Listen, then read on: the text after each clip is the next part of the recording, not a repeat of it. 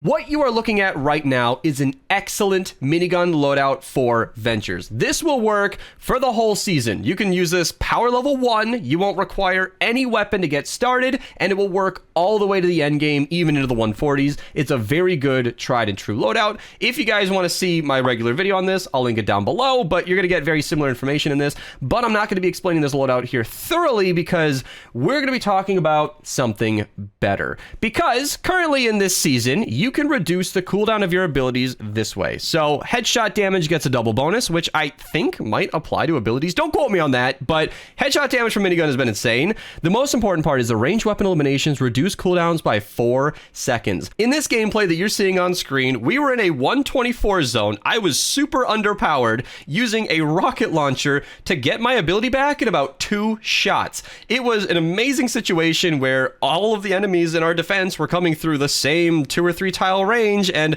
that horde of enemies was resupplying me so much. It was beautiful. In fact, I'm running on right now just so I can show you more of this delicious gameplay because it was a perfect situation. I was underpowered, and the power of the totally rocket out minigun, that's foreshadowing, was insane. It was doing so much damage I couldn't believe it. Smashers that were above my power level were getting melted before my very eyes. Warcry, totally rocket out, minigun was just shredding. And then when the cooldown was down, as you've already seen, 2 rocket shots was all I needed to get my entire cooldown reduced back to 0, and I'm ready to go again. Now, rockets are a bit expensive and a bit of RNG, so you might not even have a rocket. If you do, I highly recommend Crackshot's Neighborhood for farming coal. I just did that for 2 missions lazily and got not just 30 rockets from random ammo crates, but over 50 coal. You can do better than that. I made a whole video on coal farming, link to that down below. That was made back when Crackshot's Neighborhood used to affect your normal inventory.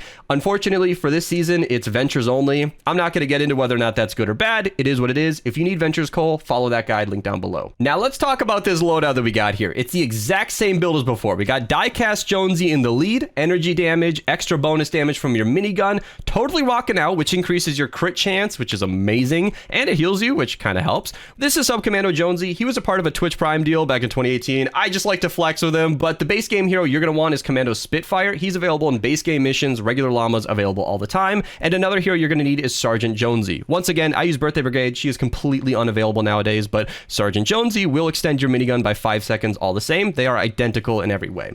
Moving on with the totally rockin' out portion, we've got Battle Beat. Every 10 eliminations, which is super easy with a minigun, will activate Rock and Riff, which will increase your damage by 50%. That absolutely affects your minigun, and that Rock and Riff will activate totally rockin' out, and Subwoofers, of course. Metal is actually pretty common in the Frozen Fjords maps, so you should be able to get Subwoofers super easily. They'll heal you. You'll be able to activate totally rockin' out as soon as you're ready to pop your minigun. It will do a ridiculous amount of damage as you've seen. And then First Cup of the Day. He's just one of the better minigun heroes you can use. Increasing your crit damage by 100% is huge when you are already running totally rocking out. He is normally a give or take nice hero to have, don't need him, but in this instance, you absolutely want Ted. 100% extra crit damage when you're running totally rocking out is essential. You do not want to be skipping out on that. So with this combination of perks, you get the gameplay from that 124 zone that I keep pulling up. It is just an absurd amount of damage output. It will carry you in power levels that are above where you should be. It is a loadout that I really, really enjoy. And normally, this has always been a very strong loadout, but normally you're dealing with a 50-second cooldown, and to be able to reduce that so quickly with the rocket launcher aforementioned, or you could use a bow like the vacuum tube bow or everybody's favorite, the Xenon bow. I do not have a Xenon bow this season. I did get a bazooka, and you'll be seeing that in today's gameplay, but the Xenon bow is an excellent weapon that can cleave through a bunch of enemies all at once and get that ability reduced very quickly. You can use any weapon in the game just to kill enemies one at a time. Just use the best that you've got, and if you guys are looking to get more weapons and Ventures, I'll give you a quick tip. Any glowing animal is going to drop you good stuff. Always kill the glowing animals. Storm chests are really good. You can do that with your team. You can also search any loot pile that you can find. Any one of the normal crates that gives you loot is going to give you weapons. You can do target practices on top of storm chests as well. There are all sorts of different ways to get weapons. It's all RNG. It's not anybody's favorite part of Ventures, but it is what it is, and that's how you can get good weapons in Ventures. But yeah, with all those tips aside, let's go. Let's hop in game and check out this beautiful, beautiful loadout. So first things first is to actually get some wafers, and I am finding out that almost all of this silverware is made of metal. Each is 1 swing, and they all give you a chance to have wafers. So 9 wafers just from a table set. Then you can just pop it, activate the minigun, and delete everything in front of you.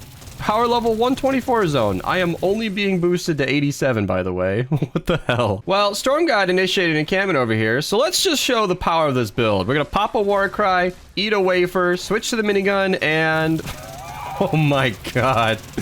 Look at that damage!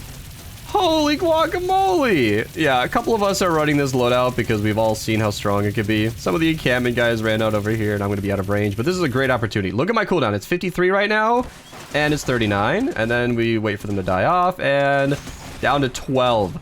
So just with the enemies available in front of me, I am completely reducing my cooldown. Unfortunately, there's not really enough enemies left to justify another minigun use, but you can see how effective it is. Okay, so the encampment actually apparently reset itself, so we're just gonna go ahead and do that again. Pop the war cry, get the wafer active, delete the mist monster right next to me, and I want to take out the important things first. So like the mist monster can kill me and the beehives are very bad, but everything else is going down super easily. This is ridiculous. Like, the wafer gets us started, activates Totally Rockin' Out, and then as mentioned, Battle Beat is super easy to activate, and then you've basically got Totally Rockin' Out the whole time. Easy cleanup. Not to mention, I actually got really lucky with wafers, so yeah, we're chilling. All right, the defense begins. I'm not gonna pop a war cry because a teammate already did that, and I have something I want to share about war cry. So I've been using war cry at the same time as my minigun just to maximize damage and enjoy the carnage, but something that happens with this loadout is that the war cry and the minigun are often misaligned. Oh, here we go. This is such bad timing. So what I typically recommend is doing what I'm doing right now. So you pop the war cry, then you lag a little bit, then you use that war cry damage to increase how much damage you're doing with your regular weapon, get the cooldown back really quickly, then I can run back to the smasher, activate the minigun. Oh no, and I glitched it! That's a thing that can happen. It's an old bug. If you spam the ability too quickly, you can lose the ability, but I was farming in Crackshot's neighborhood, so I shouldn't have too much trouble getting this back. Okay, so you guys are seeing a big time jump because my internet cut in the middle of recording. I lost my wafers from my hotbar, and I lost my skin. So I guess I'm diecast Jonesy for the rest of the game, but I made it back in the game just to enjoy this carnage. So what I was going to do was pop my war cry and do the same thing I did before, use my rocket launcher to get my ability back, but it's not a big deal. I'm just gonna have to try and reorient myself as my entire internet just died and I had a whole lot of confusion there. So it's kind of weird without the radar to see where the enemies are. So I'm going to run into this area over here. Hopefully a big amount of enemies can spawn because yes, that's what I'm talking about. Pop the war cry, do the rocket launcher action right here. Shoot as many enemies as I can just to get that ability back up. 6 seconds left on the timer, can do that just there. And with Totally Rockin' Out active as it is, we are just back in the action. Isn't that just amazing? Like, this is almost a 1 minute cooldown, and yet we are just right back into it. I thought it was a little nuts when people were suggesting Totally Rockin' Out. I do want to make that clear, by the way. I'm not sure it was a clear individual user that suggested Totally Rockin' Out. It was brought up on stream, and I had read it in my comments. Somebody else was having the same suggestion, and yeah, I know I'm lagging around, but the idea was from my community. You guys suggested Totally Rockin' Out. I had not considered a Totally Rockin' Out minigun build prior to this, but I am absolutely impressed with this. So I don't think we're going to actually be getting any sort of mini boss on this wave because I'm not queuing 4-player missions. I am getting carried into higher level missions by friendly viewers on stream. That is mostly for your guys' entertainment. I mean, obviously, I've been very clear very often. Ventures is not an enjoying experience for me typically. When I'm running loadouts like this, I don't mind it, but it's true. You know, it's true. Ventures is kind of a grind. I've done it before without help. I don't need to do that too many more times, and so long as I have a community that's gracious enough to bring me to the higher level zones, not only am I happy enough to take them up on that and get my progress going along, but I am all too happy to show off some crazy gameplay to you guys because higher power level missions is where this should be featured. In fact, I have shown minigun loadout. Look at this. This is what we were robbed of earlier. Look at that smasher go. Not even war cry. I don't even have war cry active. He's just gone. I didn't even have my war cry. That's beautiful. Not only, so like I've actually shown Ventures minigun loadouts before, but I was in a super low power level zone, and trust me, you guys do not want to see miniguns being used against power level 20 enemies. There's really not much to show there, so yeah, that's just kind of why I'm doing what I'm doing. Let's go ahead, craft myself some more ammo. I was actually really enjoying that crack shot farming. I'm glad I could plug my old video because even though it's Ventures only, Ventures Rocket is working out for me.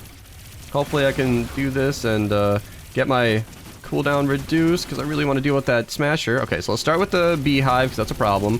Riot Husky's going to sneak up behind me. Smasher's getting handled by a teammate. Can I sneak it in there? Am I even hitting the smasher? Oh no. Oh no.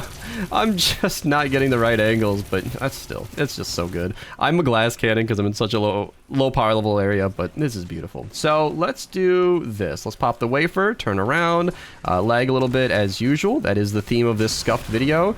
Shoot a couple times, pop a war cry just to do more damage because obviously I'm under leveled, but I want my minigun, or I want my rocket launcher to be used as efficiently as possible. You know, a war cry works perfect sense just to make sure that it kills as many enemies as it can. Affliction, I believe, counts for that reduction, and it's great. It's so great. Like, if you use this in an appropriate power level zone for your Ventures level, whenever you're using this loadout, you will have a very good time.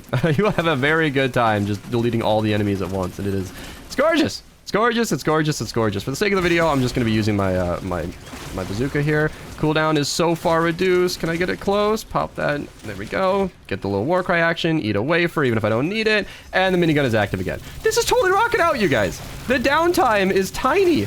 The downtime is tiny, and I'm sorry I couldn't show as much of this gameplay as I wanted to, but maybe that just keeps the game short. Obviously, internet dying in the middle of recording is suboptimal. We lost about 3 minutes of the defense, but you get the point. This build is insane. You should absolutely try it out. This is a loadout you can use all season long. This is not a beginner's guide, Little Ben's Warcry. You can use this, obviously, in the 140 power level zones pretty much at any point in your career. So yeah, enjoy. I tried to make this video work, a little bit of a stutter there, but we got it all out, and lots of new information for my new viewers. So if you enjoyed this one, definitely subscribe. I really appreciate it. Links down below and at the recommended at the end here, and I'll see you in the next video.